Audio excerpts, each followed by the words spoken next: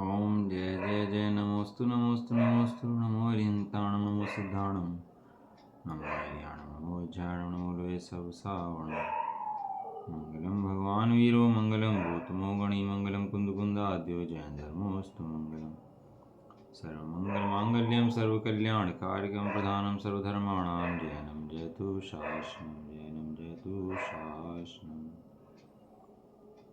नमः समय साराय स्वानुभूत्या चकास्ते चित्स्वभावाय भावाय सर्वभावान्तर्च वंदितु सब सिद्धे धूमचर्मणो गतिं पत्ते वोच्छामि समय पावोर्मिं सुध के विधि भणिदम्।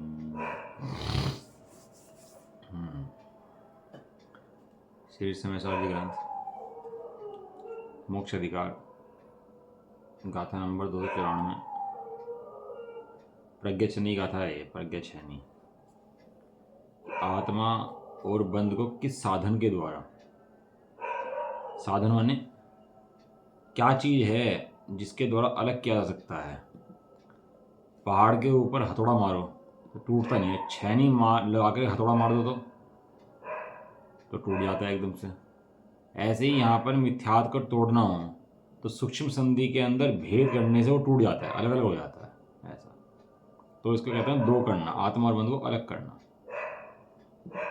गाथा पढ़ लेते हैं। जीवो बंधो यतः छिज्जन्ति संलक्षणे मुनिहरेहिं पन्नाच्छेदन एणेदो छिन्नानाणत्तिमावण्णा छेदने करो जीव बंधिकातुम नियत निज निज चिन्ह से प्रज्ञाचयनी से छेदते दोनों पृथक हो जाए है।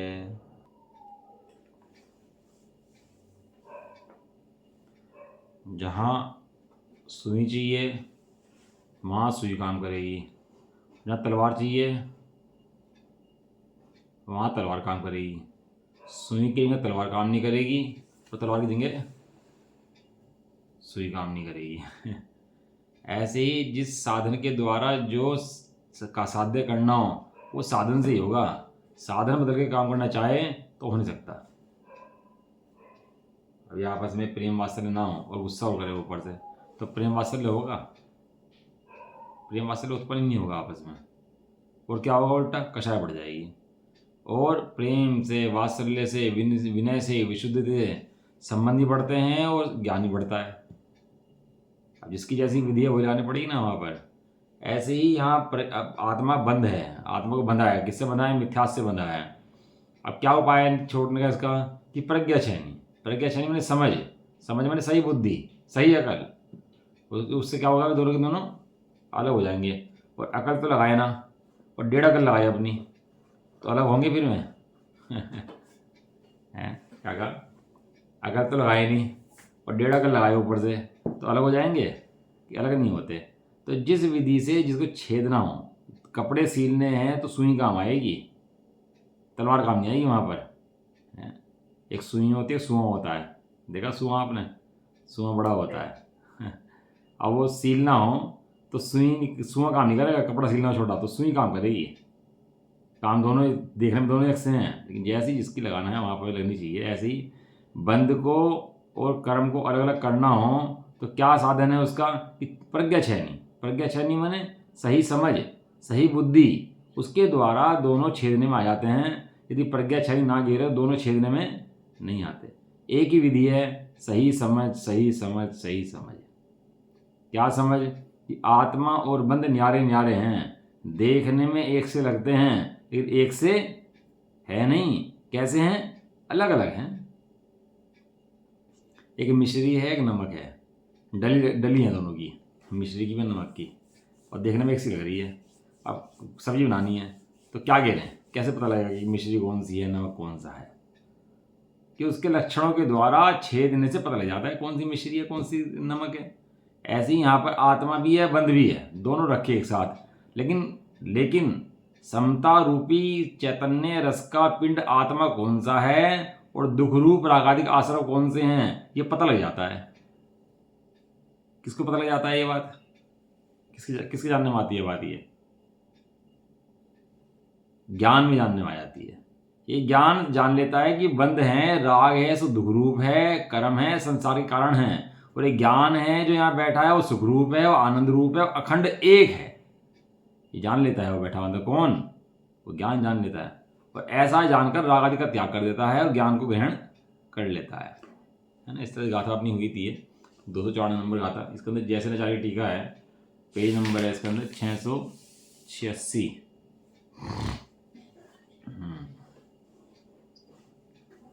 कह रहे हैं उत्थानी का, अब क्या करके आत्मा और बंध भिन्न भिन्न होते हैं? इस प्रश्न के उत्तर में कहते हैं क्या करें ऐसा कि आत्मा और बंध जो अनादि से लगे हुए हैं, साथ में हैं, और जिनसे आत्मा दुखी है, दुखी बंध नहीं है, दुखी कौन है? आत्मा। तो उपाय बंध नहीं करेगा, उपाय कौन करेगा? हाँ, उपाय मुझे करना है दुख से मुझे छूटना है। तात्पर्यवर्ती टीका देखो, जिस प्रकार जीव उसी प्रकार बंध, ये दोनों छेदे जाते हैं या पृथक पृथक किए जाते हैं। जीव अलग कर दिया जाएगा और बंध अलग कर दिया जाएगा। कैसे, किसके द्वारा पृथक किए जाते हैं? उत्तर, अपने लक्षण के द्वारा पृथक किए जाते हैं। लक्षण की पहचान करोगे तो लक्षण की पहचान करने से दोनों क्या होते हैं? अलग अलग हो जाते हैं। किसके द्वारा किए जाते हैं, कैसे किए जाते हैं? बंध और जीव दोनों एक जगह हैं, लेकिन दोनों न्यारे न्यारे हैं। दोनों का छेदन क्या हो सकता है, किससे क्या हो सकता है? तो कह रहे प्रज्ञा छैनी रूपी एक लक्षण के द्वारा। केवल एक ही लक्षण है जिसके द्वारा अलग कर सकते हैं। कैसे? प्रज्ञा रूपी छैनी के द्वारा, है ना। पैनी छैनी, छैनी होनी चाहिए पैनी स्थूल मोटी छैनी हो तो नहीं चलती है। पैनी कैसी हो कि अंदर में सूक्ष्म संधि जो है अंदर में चल रही है बंध की और ज्ञान की, वहां पर जाकर देखिए कि ज्ञान का अलग है और बंध अलग है। ऐसे प्रज्ञा छैनी एक लक्षण द्वारा या भेद विज्ञान द्वारा, भेद विज्ञान कहो या प्रज्ञा छैनी कहो, दोनों बातें एक ही हैं। छिन्न अलग करते हुए वे आत्मा और बंध नाना पने को प्राप्त होते हैं, अलग अलग हो जाते हैं। इसका विचार इस प्रकार है, इस बंध का अलग अलग कैसे होता है विचार करते हैं इसके बारे में। तो कह रहे हैं, जीव का लक्षण शुद्ध चैतन्य है। जीव का लक्षण क्या है? शुद्ध चेतन, शुद्ध चेतन, शुद्ध चेतन। शुद्ध चैतन्य में जितने जितने हैं वो सब जीव है। और बंध का लक्षण मिथ्यात्व है, रागादिक है, कषाय मोह राग द्वेष हैं। बंध का लक्षण क्या है? मोह राग द्वेष। बंध के अंदर चेतन नहीं है, चेतन के अंदर बंध नहीं है। क्रोध आदि परिणामों के अंदर चेतना नहीं है। ये क्रोध आदि परिणाम होते हैं ना जितने, क्रोध के, मान के, माया के, लोभ के, इनमें चेतना नहीं होती। चेतना कहाँ होती है? चेतना तो जीव में होती है, और जहाँ चेतना है वहाँ क्रोध मान माया लोभ नहीं है, और जहाँ क्रोध मान माया लोभ है वहाँ चेतन नहीं है। समझ में आया? क्रोध मान माया लोभ के परिणाम जड़ हैं, अचेतन हैं, वो चैतन्य से संबंध उनका नहीं है। क्यों? क्योंकि वे बंध हैं। और बंध का लक्षण क्या दिया? मिथ्यात्व और राग आदि, वे पृथक किए जाते हैं। पृथक। प्रश्न, किसके द्वारा पृथक किए जाते हैं? उत्तर, प्रज्ञा छैनी रूपी साधन के द्वारा पृथक किए जाते हैं। क्या साधन चाहिए उसके लिए? प्रज्ञा रूपी छैनी का साधन चाहिए, ऐसे पृथक किए जाते हैं। और शुद्धात्मानुभूति लक्षण वाले भेद ज्ञान रूप छुरी से या छैनी से सब्जी संवारनी हो आप और चाकू लो तो कितना आराम समझ आती है, और तोड़ो उसको हाथ से तो कैसे होगा? या कोई चीज़ छीलना चाहो, संवारना चाहो तो ना छिलेगी ना संवरेगी, कैसे होगा? और चाकू हाथ में हो तो है। ऐसे क्रोध के परिणाम है, मान के परिणाम है, सब लगते हैं अपने परिणाम है।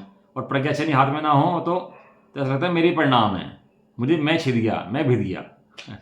एक गाथा है, ना छिज्जंतु ना भिद्दंतु, न छिदता है ना भिदता है, ना अनेक प्रकार को प्राप्त होता है, ना छेदाए ना भेदाए। जीव ना छिद सकता है ना भिद सकता है, ऐसा देख करके वो बंध छिद जाता है, क्योंकि बंध में छेदन है ना इसलिए।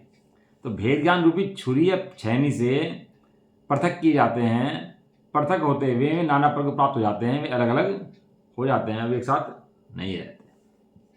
किसी का नाम सिद्धसा है, इसका नाम मूर्धसा है। अब एक कलश है, इसके अंदर कलश नंबर सामने खोल देता हूँ। कलश नंबर है 181 और पेज नंबर है 685। अच्छा कलश है वो।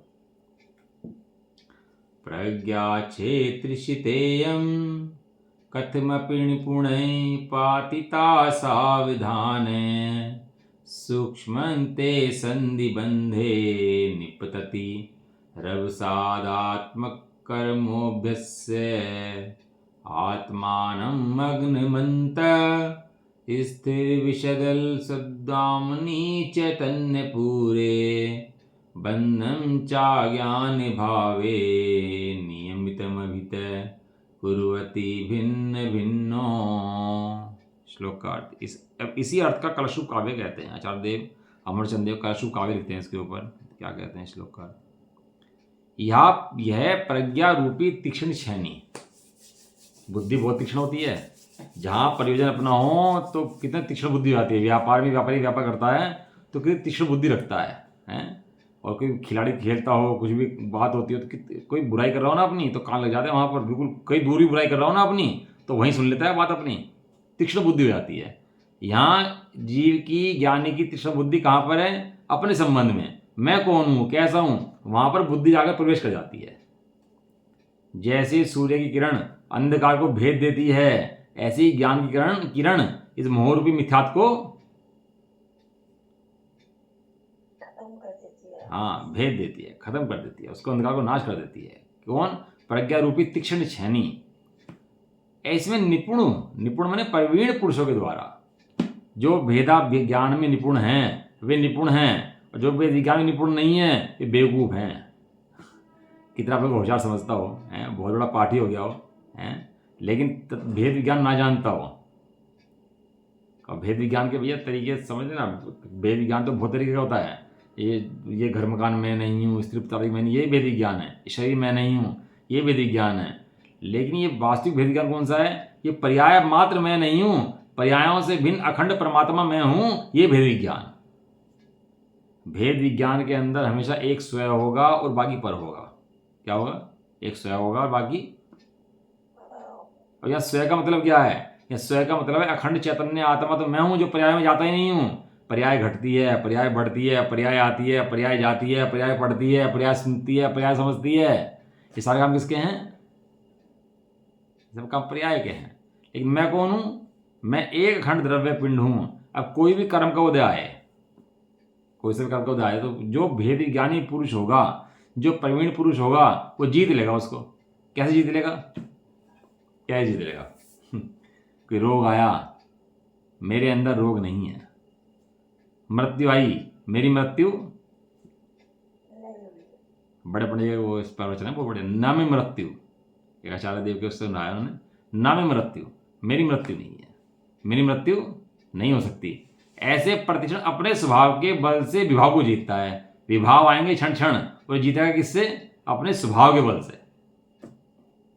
अब ये उसे अभ्यास करते करते प्रवीण बन जाएगा। ये आप जानते ही हैं कि जो अभ्यास करता है वो उसमें प्रवीण बन जाता है। अभ्यास करने से क्या होता है? प्रवीणता बढ़ती जाती है, बढ़ती जाती है। जानकारी भी चाहिए और अभ्यास भी चाहिए। ऐसा तो प्रवीण पुरुषों के द्वारा कथमपि, किसी भी प्रकार से यत्न पूर्वक सावधान है, सावधानतया निष्प्रमादतया पातिता पटकने पर। कैसे? किसी प्रकार। पहले लिखा था कलश, तू मर जा है, लेकिन तत्व का कोतूहल ही हो जा। आया था कलश पहले। आचार्य देव बाबा कहते किसी भी प्रकार से, कथमपि मृत्वा तत्व कोतूहलिसन अनुभव भव मूर्ते पार्श्ववर्ती मुहूर्तम।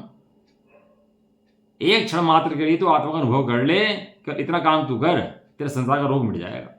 यदि किसी प्रकार से सावधान होकर क्या करने से निष्प्रमादता प्रमाद हटा दे, क्या पटकने इस पर, क्या करके?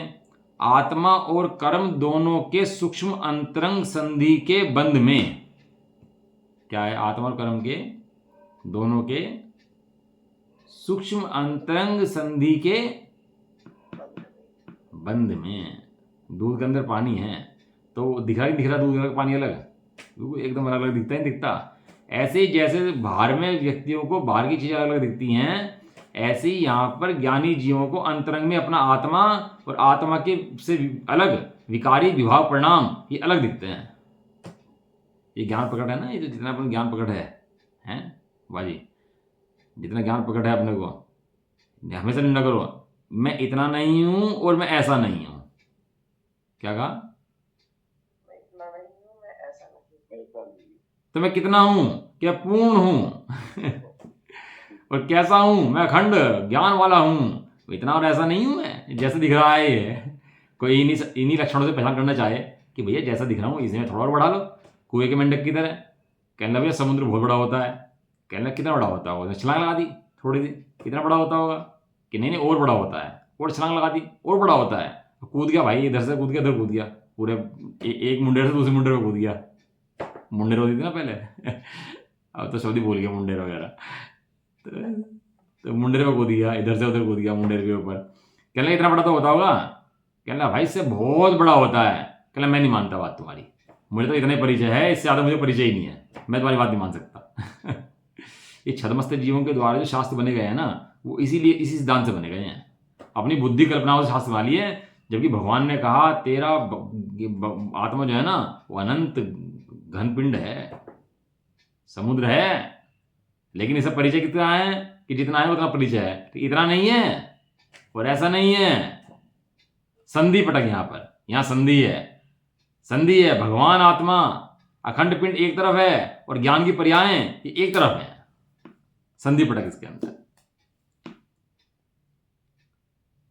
ये जितनी बाहर की पर्यायें हैं इनका संबंध कर्मों से है। संबंध किनसे है इनका? कर्मों से। घटती बढ़ती है, आती जाती है, कर्मों जनित है। लेकिन तेरा आत्मा कर्म निरपेक्ष है, अखंड है, उसके अंदर कर्मों का प्रवेश नहीं है। अभेद किला है तेरा, जहां कर्म प्रवेश करते नहीं है उस अभेद किले पर जाकर बैठ। जीव को मंद कषाय होती है ना, तो मंद कषाय में धर्म लगता है, भाई मंद कषाय होगी, लेकिन मंद कषाय का लक्षण है एक, हमेशा ध्यान रखना, मंद कषाय का लक्षण हमेशा बाहर में होगा। मंद कषाय का लक्षण कहाँ होगा? बाह्य क्रिया होंगी, बाह्य द्रव्य होंगे, बाह्य के परिणाम होंगे। मंद कषाय का अटैचमेंट हमेशा बाहर होगा, अटैचमेंट हमेशा उसका बाहर लगा रहेगा। पाप छोड़ दो भैया, तो छोड़ना पड़ा ना पाप, हिंसा छोड़ो, झूठ छोड़ो, कुशील छोड़ो, परिग्रह छोड़ो, ये छोड़ो, तो छोड़ो कुछ, छोड़ो कुछ, छोड़ो कुछ, छोड़ो, तो लक्ष्य कहाँ पर है? बाहर में। देव दर्शन करो, पूजा करो, भक्ति करो, ये करो, वो करो, तीर्थ यात्रा करो, वंदना करो, लक्ष्य कहाँ पर है? मंद कषाय का लक्षण हमेशा बाहर में होगा। इसलिए मंद कषाय के अंदर धर्म नहीं है, बंद है, क्योंकि बाहर में जो उपयोग है तो बंद है लेकिन जब जीव अखंड चैतन्य मूर्ति आत्मा में जुड़ता है, अंतर में बैठे, तो बंद का भाव होता है। और इससे पहले बंद का भाव ये तो था ना, एक इंद्रिय जीव आदि जो होते हैं, एक पेड़ आदि होते हैं, इनको ये बंद चलता रहता है लगातार। कषाय तो दिखती नहीं इनको कि कषाय को कर रहे हो, कोई गुस्सा कर रहा हो, कोई लड़ाई कर रहा हो, कोई दिखती है देख करते हैं, कोई लड़ाई कर रहे हो, पेड़ आपस में लड़ रहे हो, खड़े हो गया आपस में, दिखता है कुछ ऐसा? लेकिन जितनी प्रकृतियां हैं कर्म की, बंधनी भी बंधनी पाप करती है सारी सारी हैं। क्यों बंध रही? परिणाम तो दिखने तुम्हें करते हुए। एक मिथ्यात्व नाम का साइलेंट जहर है जो सदाकाल चलता रहता है। वो साइलेंट जहर क्या चलता रहता है कि अपने अखंड मूर्ति चैतन्य आत्मा को नहीं जानना, ये मिथ्यात्व का अखंड जहर है जो सदाकाल पीता रहता है। क्या कहा? बताओगे ये बात? बड़ी बहुत इंपॉर्टेंट बात है। ये आत्मा स्वयं सदाकाल प्रकट सहज अंतरंग में, और मिथ्यात्व क्या है कि उस आत्मा को नहीं देखता, ये मिथ्यात्व का जहर है। अब वो भैया ये तो नियम नहीं लेते, ये त्याग नहीं करते, ये ऐसा बोलते हैं, ये ऐसा करते हैं, ये मिथ्यात्व के जहर के अड्डे खोल के बैठा जी अपने अंदर में। और जब अखंड चैतन्य मूर्ति आत्मा पर जाकर बैठता है तो मिथ्यात्व के अड्डे हट जाते हैं, भाव हो जाते हैं मिथ्यात्व के अड्डों का, ये खत्म हो जाते हैं मिथ्यात्व के अड्डे। सारी बात सुना दो, इसे विधान करा दो, पूजा करा दो, पाठ करा दो, सब काम करा दो, अखंड चैतन्य मूर्ति आत्मा की बात आती भग जाता है ये ऐसा क्या हो जाता है इसको कि जहां तेरी बात आई तो तुरंत भाई साहब, और जहां पर की बात आई तो एकदम उठ के बैठ गया। जो सो रहा व्यवहार में वो जागता है निश्चय में, जो जागता है निश्चय में वह सो रहा व्यवहार में। अब व्यवहार कितनी बातें कर देगा, पूरी व्यवहार की परवाह न करो, व्यवहार करो, व्यवहार करो, व्यवहार करो, व्यवहार करो। अबे खाक व्यवहार करें तो ने चैतन्य अखंड मूर्ति आत्मा जाना ही नहीं, काय का व्यवहार? अखंड चैतन्य मूर्ति आत्मा जाना, उसे माना, उस पर टिका, ये जो भेद हुआ ना, जाना माना टिका, ये व्यवहार। और जो अखंड आत्मा है वो निश्चय। समझ में आया? सूक्ष्म संधि कहां पटकनी है? अखंड चैतन्य मूर्ति आत्मा द्रव्य एक और उसके जो पर्याय हैं वो अनेक, उनके वहां पे सूक्ष्म संधि पटकने से जो अखंड चैतन्य मूर्ति आत्मा सो तो मैं, और जो पर्याय होने वाली है उसकी में पर। अखंड चैतन्य मूर्ति आत्मा निश्चय और जो पर्याय है वो व्यवहार। पर्याय का संबंध किससे है? पर्याय का संबंध पर से है, घटती बढ़ती से है, आने जाने से है। और द्रव्य का संबंध अखंड चैतन्य पिंड रहने से है। वो चैतन्य मूर्ति आत्मा अखंड पिंड बड़ा आनंददायी तत्व है भैया। ये बातें जी के काने पड़े तो समझ में आए भैया, लेकिन सारा व्यवहार में सुन के उड़ा दे। और मेरी बात तो समझ में नहीं आती कि भैया ये भगवान पना है कहाँ से, ये कुंदकुंद देव कह क्या रहे, तत्व उड़ जाता है कुंदकुंद देव का। आत्मा और कर्म, कर्म के संबंधी जितने भी हैं, पर्याय भी जो कर्म का संबंधी हो वो भी पर। जो आत्मा की पर्याय आत्मा का अनुभव करे उसे आत्मा कहते हैं, लेकिन वो आत्मा का व्यवहार है। क्या कहा? बात गंभीर है थोड़ी सी। जो आत्मा की पर्याय उस ज्ञान का अनुभव करे सो आत्मा का व्यवहार है, और जो ज्ञान की पर्याय आत्मा का अनुभव ना करे वो ज्ञान का व्यवहार भी नहीं है। हमारा पुत्र अच्छे काम करे, घर का नाम रोशन करे तो हमारा पुत्र है, और जो पुत्र नाम खराब करे, नशाखोरी करे, ऐसे ही जो मेरी ज्ञान की पर्याय मुझे प्रसिद्ध करे, मुझे जाने, मेरे लिए हो, वो ज्ञान की पर्याय मेरी। और जो ज्ञान की मेरी पर्याय पर को कर्म में जाए, कर्म में हस्तक्षेप करे, कर्म में लगी रहे, वो पर्याय मेरी नहीं है, वो कर्म की है, वो कर्म में गई। स्त्री मेरी नहीं है, ये पर पुरुषों से हस्तक्षेप रखती है, पर पुरुषों के पास जाती है, ये मेरी। जब अंग्रेजों ने गुलाम बना लिया हिंदुस्तान को, तो मजे की बात देखो, जो अंग्रेजों के पास सैनिक थे ना, वे भी हिंदुस्तानी थे, और वो हिंदुस्तानी सैनिक ही हिंदुस्तान वालों को मारते थे। अब भगत सिंह को जेल में जिसने जेलर ने मारा था, जो कर रहा था, वो भी हिंदुस्तानी था। जो अपने देश का घात कर रहा हो वो अपने देश का कैसा, वो देशद्रोही है। एक एक्ट लगता है ना देशद्रोही का, क्या बोलते हैं इंग्लिश में उसको, देशद्रोही रहता तो देश में ही है, नागरिक देश का ही है, लेकिन है कौन? देशद्रोही। ऐसे पर्याय है,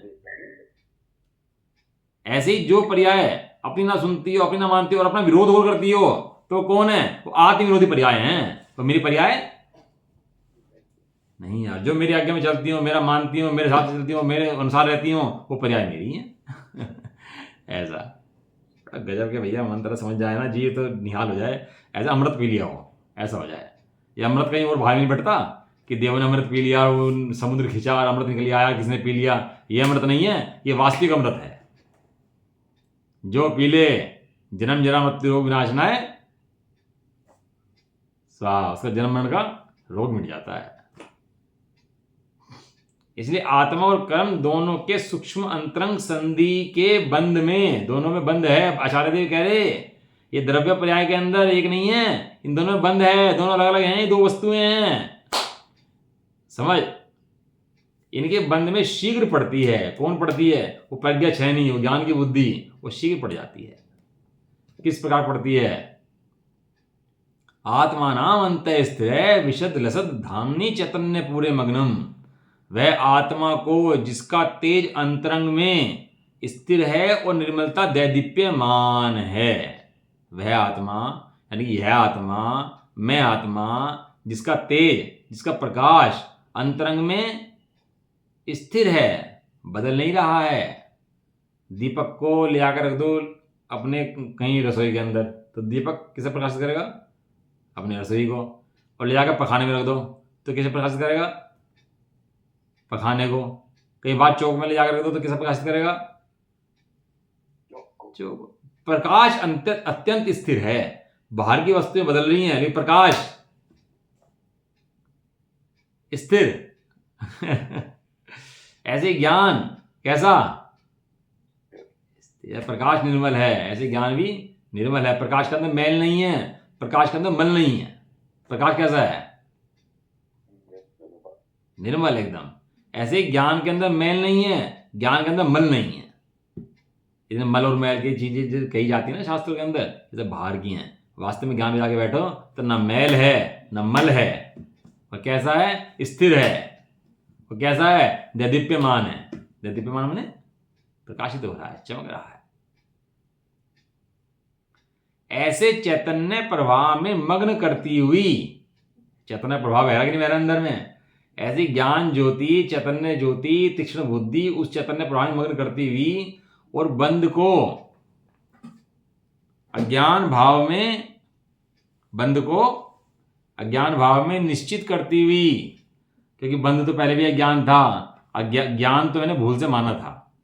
क्यों माना था? अपने ज्ञान स्वभाव को ना जानने के कारण उस अज्ञान को ज्ञान मान लिया था। अब आचार्य देव ने शास्त्र लिख दिए थे, बताओ शास्त्र ने कितना सार खोल दिया।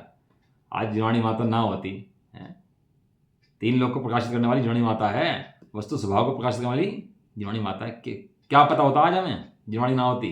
3 लोग, 3 काल, कर्म, राग, कर्म को उदय, जीव, उद्गत, कुछ पता होता क्या जिनवाणी करना होती है? आज जिनवाणी है तो सब पता है, ये माता है। जैसे माता समग्र विकास करती है, जिनवाणी समग्र विकास करती है। जो दिया हुआ है वो जिनवाणी माता का ही दिया हुआ है वास्तव में।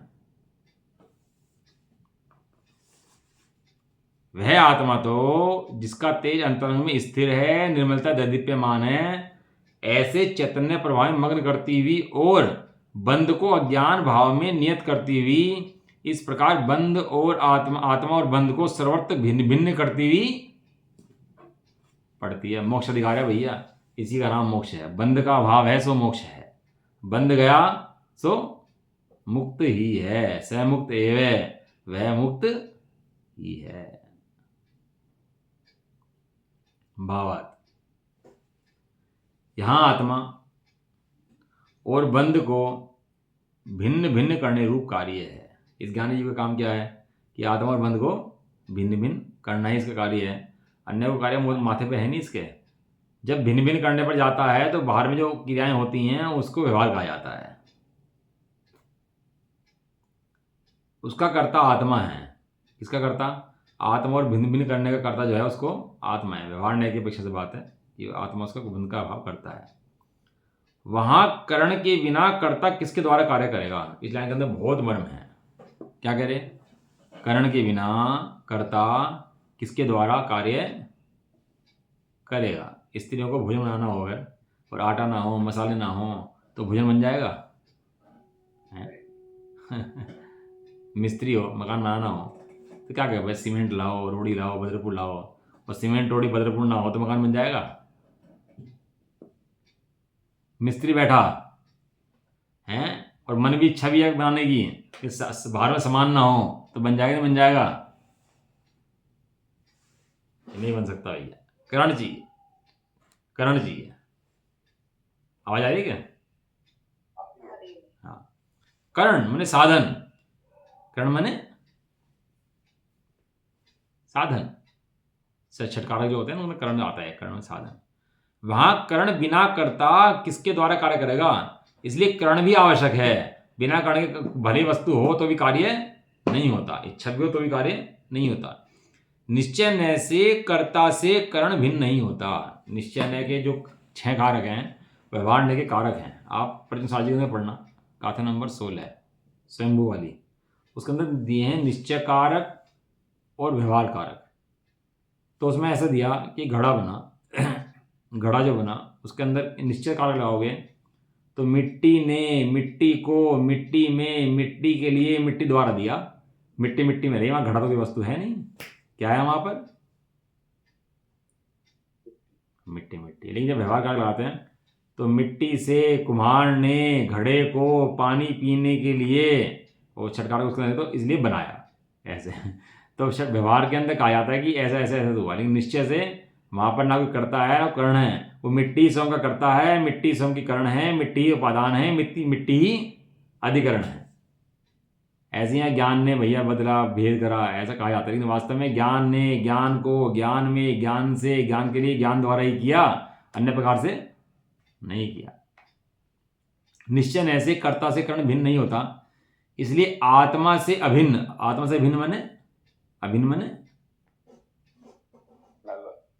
अलग नहीं, आत्मा ही है वो, आत्मा से अभिन्न ऐसी है बुद्धि, यानी कि आत्मा का ज्ञान पर्याय ही इस कार्य में करण है। वो ज्ञान पर्याय ही छेदक है। एक ज्ञान का नाम दिया छेदक, क्या नाम दिया? छेद देता है ज्ञान, छेद देता है।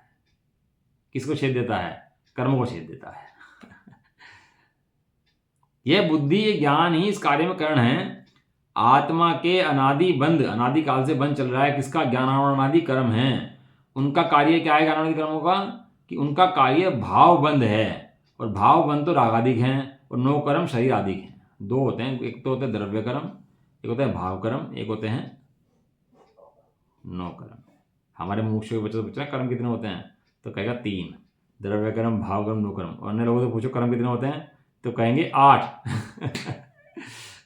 ज्ञानावरणी, दर्शनावरणी, मोहनी, अंतराय है, आगम से पूछोगे। अब बताओ ये द्रव्य कर्म, भाव कर्म, 9 कर्म के अंदर ये ज्ञानावरणादि कर्म में कहाँ पर है? इसके अंदर है कि नहीं है? ये ज्ञानावरणादि कर्म है, ये द्रव्य कर्म, भाव कर्म, 9 कर्म में कहाँ पर है इसके अंदर, या है नहीं है इसके अंदर? बताओ फटाफट, इतना टाइम थोड़ा होता है, पता होना चाहिए। वो टाइम साध्य करते हो गया। द्रव्य कर्म, भाव कर्म, 9 कर्म। तो हम ये पूछ रहे ज्ञानावरणादि कर्म है, ये इनमें द्रव्य कर्म के अंदर है, भाव कर्म के अंदर है कि 9 कर्म के अंदर है? हाँ, द्रव्य कर्म के अंदर। द्रव्य कर्म के अंदर 8 कर्म आ जाते हैं, ये सारे 8 कर्म उसमें शामिल हो गए। उसके बाद 9 कर्म मतलब उन कर्मों के उदय में प्राप्त होने वाली संपत्ति, ये शरीर प्राप्त हुआ, ये सब संपत्ति प्राप्त हुई, ये सब सुनना लिखना प्राप्त हुआ, पढ़ रहे हैं, सब किस संपत्ति है ये सब किसका काम है? ये सब 9 कर्म है। ये किसके कार्य है? ये द्रव्य कर्मों का कार्य है। द्रव्य कर्म उदय आते हैं इसलिए पढ़ रहे हैं, द्रव्य कर्म आ रहे हैं इसलिए शरीर क्रियाएं होती हैं, सब काम खाना पीना होता है द्रव्य कर्म के उदय कारण से। और भाव कर्म माने जीव के जो स्वरूप परिणाम होते हैं वो भाव कर्म होता है, कि मैं खा रहा हूँ, मैं पी रहा हूँ, मैं पढ़ रहा हूँ, ये सब परिणाम होते हैं ना जीव के, इसको बोलते हैं भाव कर्म। लेकिन इन तीनों का संबंध कर्मों से है। तीनों का संबंध किससे है इसका? क्योंकि लिखा द्रव्य कर्म, भाव कर्म, 9 और कर्म पुद्गल के, तो सभी पुद्गल के। ऐसी इच्छाएं हैं।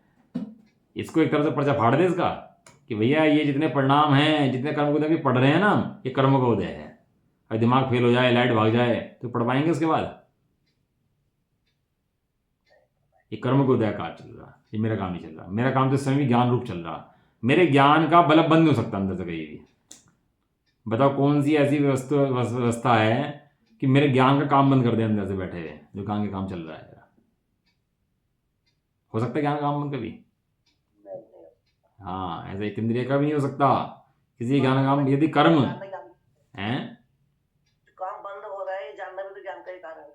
हाँ, ये भी ज्ञान जानता है उसको। ऐसा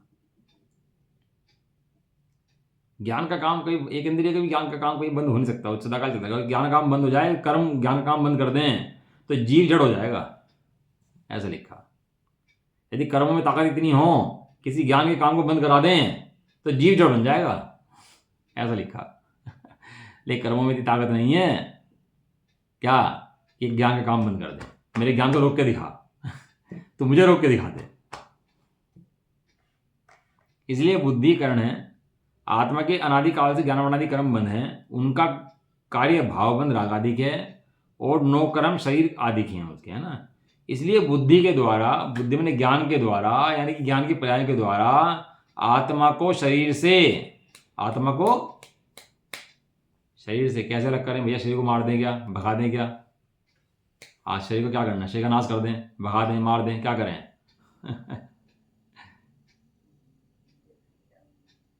शरीर से भिन्न जान ले, बस यही शरीर के भिन्न करने का उपाय है। शरीर है, तेरा नहीं है, रखा है रखा है। ऐसी आत्मा को शरीर से, आत्मा को ज्ञानावरणादि द्रव्य कर्मों से, और आत्मा को रागादिक भाव कर्मों से भिन्न, इन तीनों से भिन्न एक, ये बंध है, पर्याय अनेक हैं, और आत्मा कितना है? एक। गाथा नंबर 38, अहम एक को, क्या लिखा? अहम एक को, बस अहम एक को में पूरा माल है, मैं एक हूं। ये पर्याय अनेक हैं, राग आदि कभी विकल्प आ रहे हैं, जा रहे हैं, बदल रहे हैं, मैं कैसा हूं? जो एक है वो मैं हूं। उधर से लगाओ, मैं हूं सो एक हूं नहीं, अब जो एक है सो मैं हूं। ये मैं एक है, बदलता ही नहीं हूं, बिगड़ता ही नहीं है मेरा कुछ, एक हूं ना इसलिए। ऐसे कहां चला गया? भिन्न भाव कर्म से भिन्न एक चैतन्य भाव मात्र अनुभवी ज्ञान में ही लीन रखना, ज्ञान को ज्ञान में लीन रखना, सो यही आत्मा और बंध को दूर करना है। कहीं कोई लड़ाई नहीं लड़नी किसी से कि बाहर के दिन छड़ने कि बाहर तलवार ले आओ भैया, मतलब मार देंगे उसको, जब भगाओ उसको यहाँ से है। वो था सत्येंद्र राजा, और रानी विजय थी उसकी, तो काष्टांगर मंत्री था।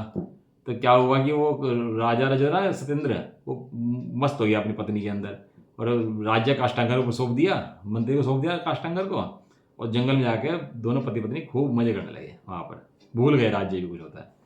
तो काष्टांगर ने नीति बना दी, और काष्टांगर ने राज्य कब्जा लिया पूरा का पूरा, और जाकर के वहाँ पर जंगल में उनको मारने के लिए चला गया, राजा सत्येंद्र को और रानी विजय को। मारूंगा तभी बात बनेगी, कहने लगा मैं वंश नाश कर दूंगा तब तो राज्य कर पाऊंगा, यदि वंश बच गया तो राज्य कैसे कर पाऊंगा।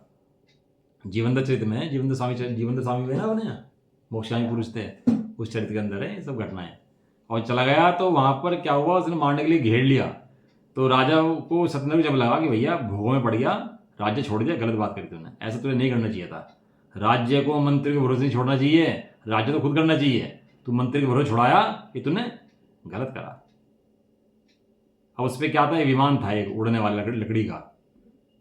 अब विमान में एक ही जना बैठ सकता था, और रानी थी गर्भवती। तो उसने रानी को उसमें बैठाया और जंगल में भेज दिया, और उसका वहां पर उन्होंने मार दिया उसको, उसकी सेना जो थी ना काष्टांगर की, उन्होंने मार दिया। और वो चली गई रानी उड़ करके। रानी उड़ के गई तो जंगल में जन्म हुआ किसका? जीवंदर स्वामी का। तो जीवंदर तो रो रही उसकी माता। तो वहां पर वो वनदेवी प्रकट हुई, कहने लगे भाई तो ये पुत्र जो है तेरा मोक्षगामी पुरुष है, और ये अभी अभी आज की इसका उत्सव मनेगा जन्म होने का।